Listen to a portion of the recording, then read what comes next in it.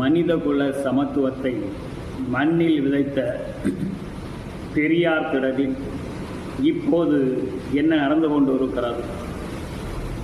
எத்தனையோப்பட்ட அவசர காலம் தொடங்கி சமூக நீதிக்காக, இந்தி எதிர்ப்புக்காக, இட ஒதுக்கீட்டிற்காக, ஒருமை மீட்டிற்காக, பெரியார் சிலை உடைத்ததற்காக பல்வேறுபட்ட கருத்துக்களை எல்லாம் வழங்கி இந்த தமிழகத்திற்கு வழங்கிய அந்த பெரியார் பூமியில், பெரியார் திடலில் இப்போதும் காவலர்கள் குமிக்கப்பட்டு இருக்கிறார்கள்.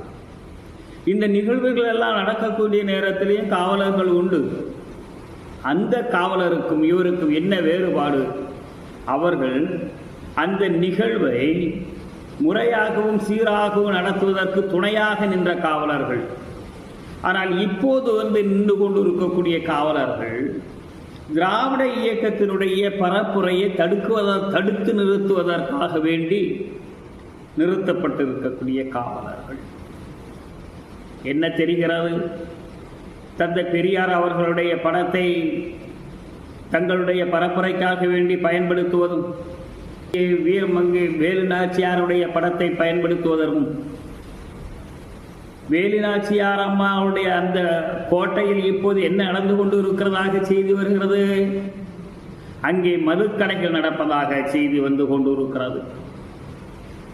அவருடைய பரப்புரையிலே அவங்களுடைய படமும் இடம்பெற்று இருக்கிறது.